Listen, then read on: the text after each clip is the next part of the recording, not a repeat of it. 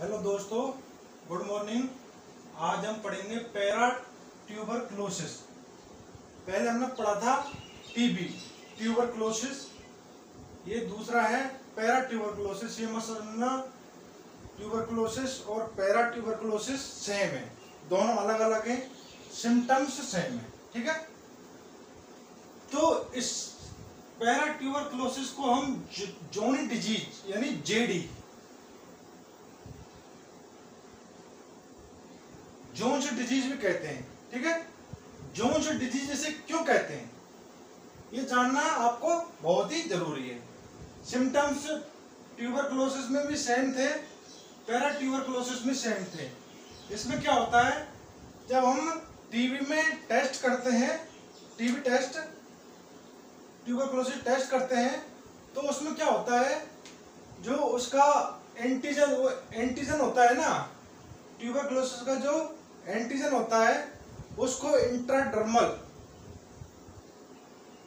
0.1 ml intradermal अपन animal में लगाते हैं। ठीक है, गर्दन पर लगाते हैं ज्यादातर, तो ताकि वहां हमको आसानी से पता चल जाए। ठीक है, उसमें क्या होता है, जब ट्यूबरक्लोसिस में हम उस एंटीजन को लगाते हैं तो उसमें 24 से 48 घंटे में 0.5 mm की एक वहां गांठ बन जाती है। ठीक है, अगर 0.5 mm की गांठ वहां बन रही है तो उसको मान लो वो है टीबी। अगर 0.5 mm की गांठ वहां नहीं बन रही तो इसका मतलब वो क्या है, जेडी, जोन्स डिजीज या पैरा ट्यूबरक्लोसिस। एंटीजन दोनों के अलग अलग होते हैं, प्रोसीजर टेस्ट का सेम है। ठीक है, इस चीज का ध्यान रखना।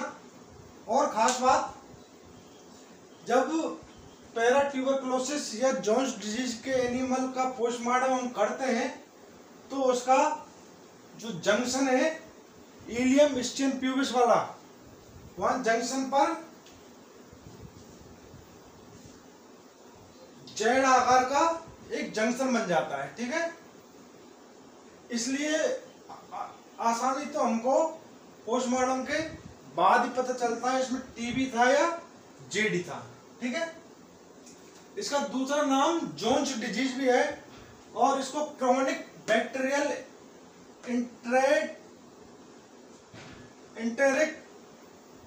एंटेरिटिक डिजीज भी कहते हैं। ठीक है, एंटेरिटिक डिजीज भी कहते हैं।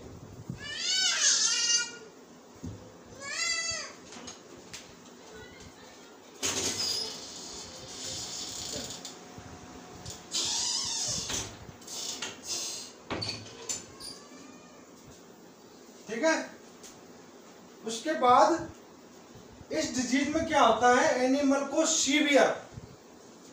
क्या आता है, सीवियर डायरिया, यानी क्रोनिक और सीवियर, इतना तीव्र और बिल्कुल वाटरी डायरिया।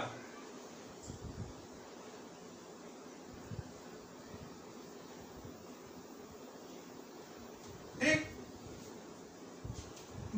वाटरी जब डायरिया उसको आता है एनिमल को, तो एनिमल इतना वीक हो जाता है, इतना डिबिलिटी में आ जाता है धीरे धीरे कि वो अपने पैरों पर प्रॉपर ढंग से खड़ा भी नहीं हो सकता। ठीक है, अब हम देखेंगे इसकी ईटियोलॉजी, यानी किस कारण से यह बीमारी जानवरों में हो जाती है। इसका मेन बैक्टीरिया है माइकोबैक्टीरियम पैरा ट्यूबरक्लोसिस।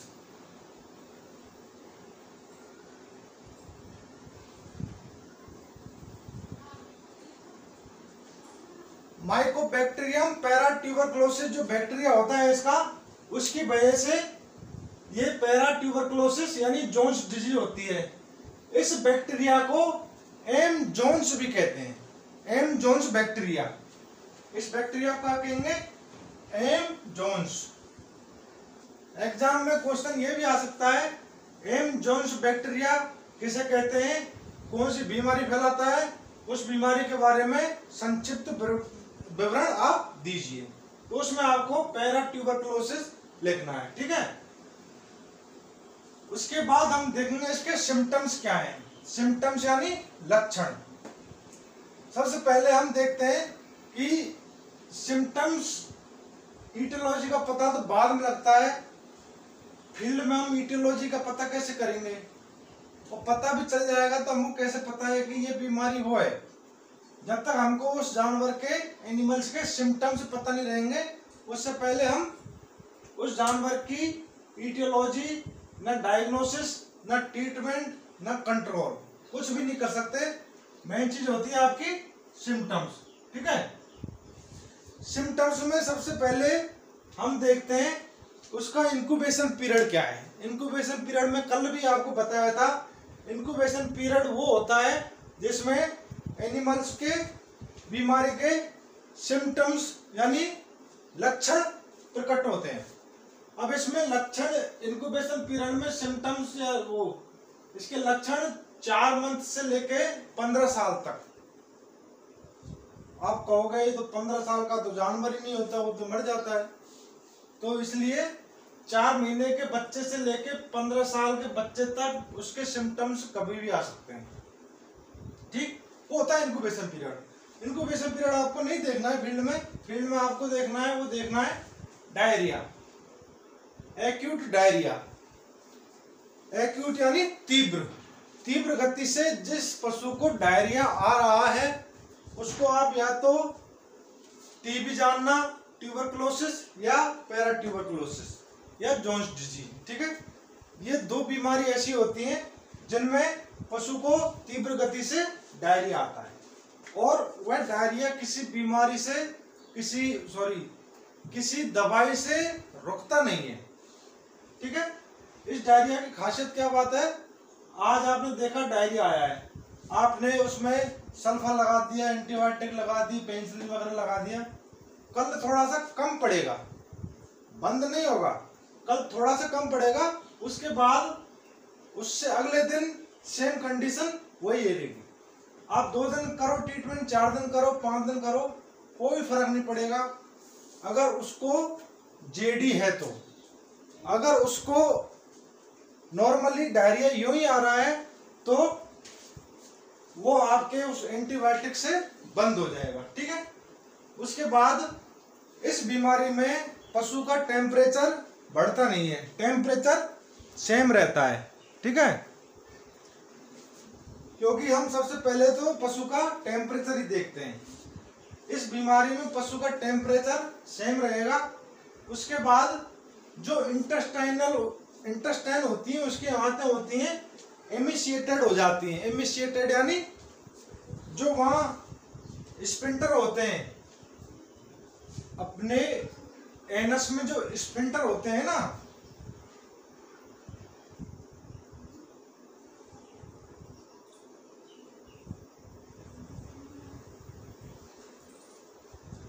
जो एनस में स्पिंटर होता है, स्पिंटर का मतलब समझ रहे हो आप, जब एनिमल फिशीज करता है, गोबर करता है, तो उसके बाद आपने देखा होगा पीछे से उसकी एनस में संकुचन होता है, यूं जो एनस में संकुचन होता है ना, वो यूं होता है, यूं करके होता है, वो होते हैं स्पिंटर। वो स्पिंटर होते हैं, वो बिल्कुल खुल जाते हैं। जीडी डिजीज वाले एनिमल के जो स्पिंटर होते हैं वो खुल जाते हैं। खुलने के बाद क्या होता है, उस जो भी चारा पानी वो खाएगा, उसकी बॉडी में जो भी मल बनेगा वो धीरे धीरे डायरिया के रूप में बाहर निकलता रहता है 24 घंटे, ठीक है। इसलिए बीमारी इतनी खतरनाक है क्योंकि इसमें एक तो पशु डिहाइड्रेशन में आ जाता है। डिहाइड्रेशन में आने के बाद क्या होता है, वो धीरे धीरे डिबिलिटी में आ जाता है। डिबिलिटी में आने के बाद पशु इतना वीक हो जाता है, इतना कमजोर हो जाता है कि वो अपने पैरों से ना तो चल पाता ना खड़ा हो पाता।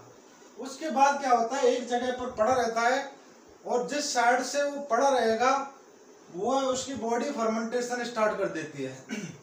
जब बॉडी का फर्मेंटेशन स्टार्ट हो जाएगा, बुंड लग जाएंगे, कीड़े पड़ जाएंगे, घाव हो जाएंगे, तो पशु की धीरे धीरे कुछ टाइम बाद मौत हो जाती है।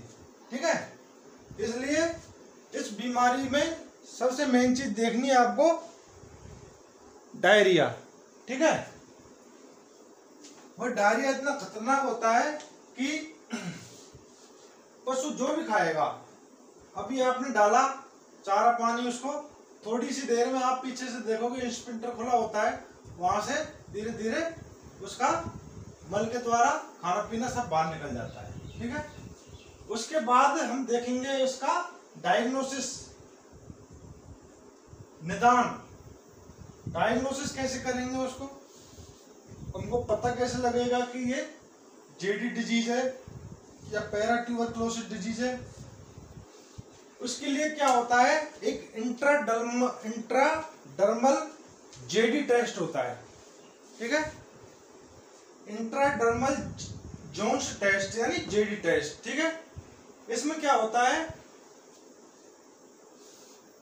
जेडी डिजीज का एंटीजन लेते हैं अपन 0.1 ml। ठीक है, 0.1 ml एंटीजन को अपन इंट्राडर्मल उसकी स्किन में लगाएंगे।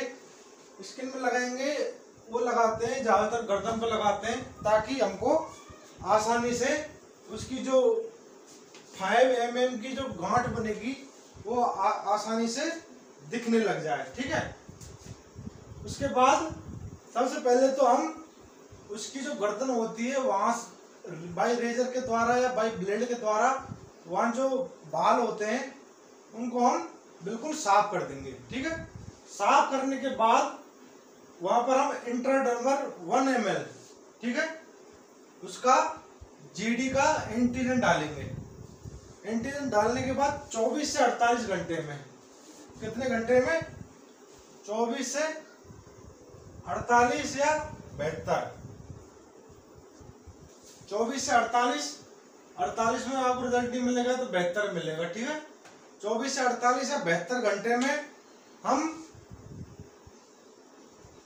स्केपल के द्वारा उसकी माप करेंगे कि उसकी माप करेंगे 5 mm की एक छोटी सी गांठ बन जाएगी। अगर गांठ वहां बन गई है तो उसको अपन कहेंगे ट्यूबरकुलोसिस यानी टीबी डिजीज। अगर वहां गांठ नहीं बनती है, 5 mm की गांठ नहीं बनती है, तो उसको कहेंगे जोन्स डिजीज। ठीक है, एक होता है आपका एलाइजा टेस्ट।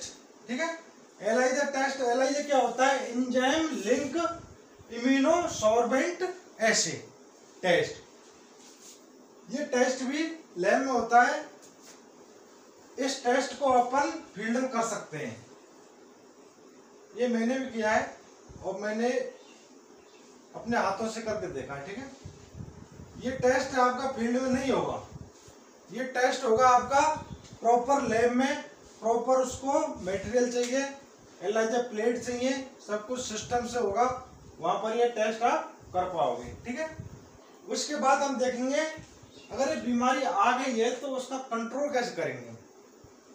कंट्रोल करने के लिए सबसे पहले आपको जिन जिन एनिमल्स पर आपको लग रहा है कि इनको ये बीमारी हो सकती है, ठीक है, तो उन एनिमल को सबसे पहले टेस्ट के लिए अपन रिक्रूटमेंट करना है। हमको लग रहा है हमारे फार्म में 8-10 एनिमल ऐसे हैं जिनमें हो सकता है जेडी डिजीज हो, तो सबसे पहले उन एनिमल्स का सिलेक्शन करना है जिनमें ये डायरिया, ये सिम्टम्स आपको दिख रहे हैं। उनको सिलेक्शन करने के बाद सबका टेस्ट कर देना है। वही टेस्ट वही होगा जोन्स टेस्ट, जेडी टेस्ट। ठीक है, जेडी टेस्ट कर देना है। उसके बाद जो छोटे बच्चे होते हैं उनको जो कोलेस्ट्रम अपन पिलाते हैं, उन बच्चों को कोलेस्ट्रम को गर्म करके पिलाना है। कोलेस्ट्रम अपन गर्म करके पिलाएंगे तो उनकी इम्यून पावर बढ़ जाएगी, जिससे क्या है बीमारी का खतरा होने से बच जाएगा। उसके बाद एंटीसेप्टिक स्प्रे का प्रयोग करना है। एंटीसेप्टिक स्प्रे कहाँ करोगे आप यूज, बताइए। एंटीसेप्टिक स्प्रे आपको वहां यूज करनी है जहाँ उनका जो बेडिंग मटेरियल होता है और जहाँ वो खाना, दाना, पानी, दूध वगैरह जो बर्तन होते हैं, उनके जो टब होते हैं, उनकी सफाई जो करनी है वो एंटीसेप्टिक स्प्रे या डेटॉल के द्वारा करनी है, ताकि वहाँ जितने भी बैक्टीरिया हैं वो किल हो जाएं। ये बैक्टीरिया अगर वहाँ घुस गया, माइकोबैक्टीरियम पैराट्यूबरकुलोसिस, और उसी एनिमल में आपके बच्चे, उसी टब में आपके बच्चे दूध पी रहे हैं, तो उनको ये जॉइंट डिजीज हो जाएगी 100%। ठीक है। उसके बाद रोगी जो पशु है, उसकी माँ है, उसके बच्चे को, कोई पशु रोगी है, जॉइंट डिजीज का शिकार है, अगर उसका बच्चा उसका दूध पीता है, उसके साथ रहेगा, तो प्रॉपर सही ढंग से अगर उसके साथ रहेगा तो वो बच्चा इन्फेक्टेड हो जाएगा। तो उस बच्चे को हमें सबसे पहले उस माँ से अलग करना है जो इस रोग का शिकार है। ठीक है। उसके बाद हम देखेंगे कि ये जो माइकोबैक्टीरियम ट्यूबरकुलोसिस बैक्टीरिया होता है, ये बड़ा खतरनाक होता है। ठीक है। इसमें जब ये बीमारी फैलती है ना, तो प्रॉपर ओनर को तो पता ही नहीं लगता कि ये बीमारी भी है। ठीक है। वो तो बैट्स या पैराबाइट्स को बताएगा, पैराबाइट्स भी सही ढंग से पता नहीं लग पाएगा जब तक वो ये टेस्ट निकल लेगा। ठीक है। वो तो सोचेगा डायरिया का ट्रीटमेंट करना है, डायरिया है इसको, तो वो तो पेनिसिलिन, सल्फा वगैरह, आपकी सल्फाडिमिजिन वगैरह ये लगा के और चल देगा, देखेगा रिजल्ट उसका 0, 3-4 दिन करेगा, पैसे ऐंठ के ले जाएगा ओनर से। सबसे पहले अगर ऐसी स्थिति में हमने 2 दिन ट्रीटमेंट कर लिया, उसके बाद अगर कंट्रोल नहीं हो रहा है, सेम स्थिति में है पशु, तो तुरंत उसका ये जोन्स डिजीज जेडी टेस्ट कर दो या उसका एलाइजा टेस्ट करवा दो। ठीक है। उसके बाद ये आपका कंट्रोल तक हो गया। एक बार फिर बता दूं, हम पढ़ेंगे पैरा ट्यूबरकुलोसिस, उसको हम जोन्स डिजीज भी कहेंगे या जेडी डिजीज। ठीक है। और इसका दूसरा नाम भी है क्रोनिक बैक्टीरियल इंटेरेटिक डिजीज। ठीक है। इस डिजीज में क्या होता है, पशु को इतना सीवियर तीव्र और एक्यूट डायरिया होता है, वाटरी डायरिया। ठीक है। उसमें पशु क्या होता है, धीरे धीरे डिहाइड्रेशन में आता है पशु। उसकी जब चमड़ी को हम पकड़ेंगे ना, तो उसकी चमड़ी में पकड़ के अपन छोड़ेंगे तो प्रॉपर जैसी मात्रा में थी ऐसी मात्रा में नहीं जाएगी। ये पकड़ेंगे तो जहां आपने जितनी खींची वो उतनी इकट्ठी हो जाएगी, धीरे धीरे हो जाएगी। उस वहां से अपन पता लगाते हैं कि पशु का डिहाइड्रेशन स्टार्ट हो गया कि नहीं हुआ। उसके बाद इसकी इटियोलॉजी माइकोबैक्टीरियम पैराट्यूबरकुलोसिस या M Johne's bacteria. Mycobacterium paratuberculosis bacteria को एम्स जोन बैक्टीरिया भी कहते हैं। ठीक है। इसके सिम्टम्स में सबसे पहले इंक्यूबेशन पीरियड, वो आपको फील्ड में पता चल जाता है, और उसका टाइम बहुत लंबा है, 4 महीने से लेकर 15 साल तक का है। कौन इतना वेट करेगा, कभी भी हो सकता है, इसलिए उस पर ध्यान नहीं देना है। सबसे पहले हमको ये देखना है एक्यूट डायरिया चल रहा है खतरनाक तरीके से। ठीक है। ओनर आपको बताएगा साहब 2 दिन से डायरिया कर रही है, 3 दिन हो गए, 3 दिन तो वो हो गए, 3 दिन आप ट्रीटमेंट करोगे, 6 दिन हो जाएंगे। 6 दिन में पशु की हालत इतनी खराब हो जाएगी कि उसको कंट्रोल कर पाना नामुमकिन है। ठीक है।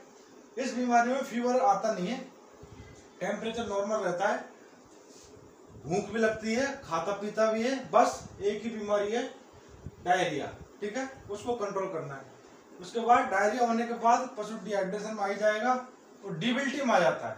डिबिलिटी का मतलब यह है इतना कमजोर हो जाएगा कि उसके जो रिब्स होती हैं, वहां पर जो फैट होता है वो उसकी एनर्जी में कंज्यूम हो जाता है, एब्जॉर्ब हो जाता है, तो जो उसकी रिब्स हैं वो साफ साफ दिखने लगती हैं।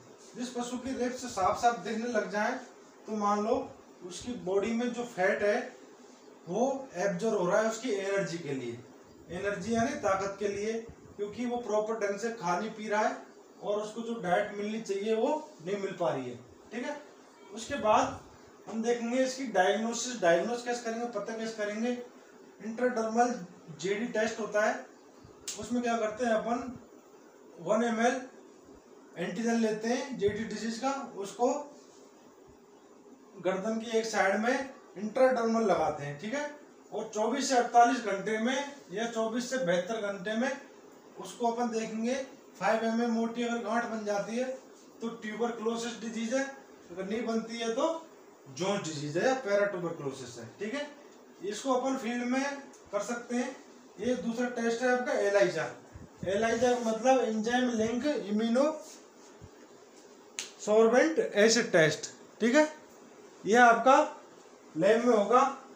उसके बाद हम देखेंगे कंट्रोल कैसे करेंगे। जिन एनिमल का हमको लग रहा है कि जोन्स डिजीज हो सकती है उन एनिमल का सिलेक्शन करके सब में जेटी टेस्ट करना है और छोटे बच्चों को कोलेस्ट्रॉल गर्म करके पिलाना है, ठीक है। ये आपके हो गए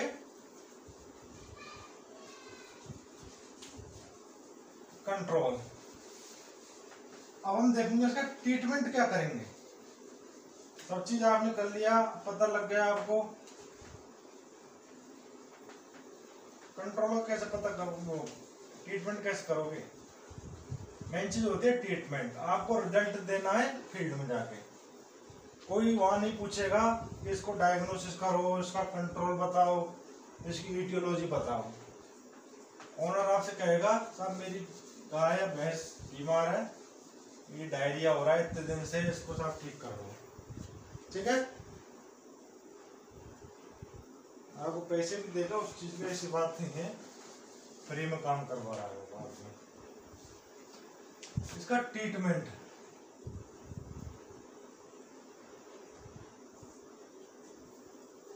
यानी उपचार में हम देखेंगे डायरिया की ड्रग ऑफ चॉइस होती है सल्फाबिमिडीन, सल्फा ग्रुप।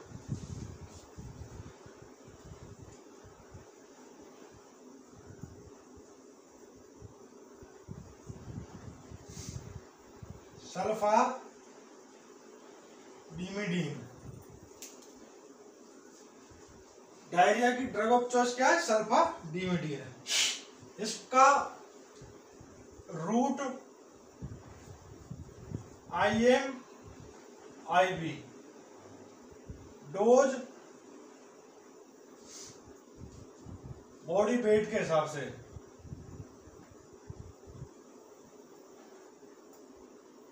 लार्ज में 20 से 30 ml, स्मॉल में 8 से 10 ml, ठीक है। वो बॉडी वेट के हिसाब से आपको देखना है कि अगर 3 से 4 किलो है तो 20 से 30 ml देना है। अगर छोटा बच्चा है, काफ है तो 8 से 10 देना है, हिपर है तो 10 से 15 देना है, ठीक है। साथ में स्ट्रेप्टोपेनिसिलिन,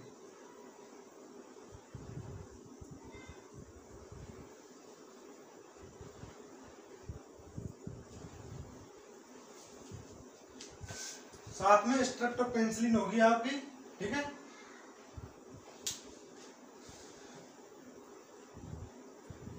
अकॉर्डिंग टू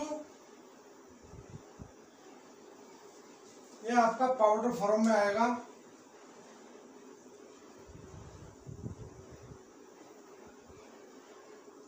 टू ग्राम, 3 ग्राम, 4 ग्राम, ठीक है। अकॉर्डिंग टू वेट देना है। साथ में अपन सपोर्टिव थेरेपी बोलस दे देंगे उसको, ट्राइमेथोप्रीम,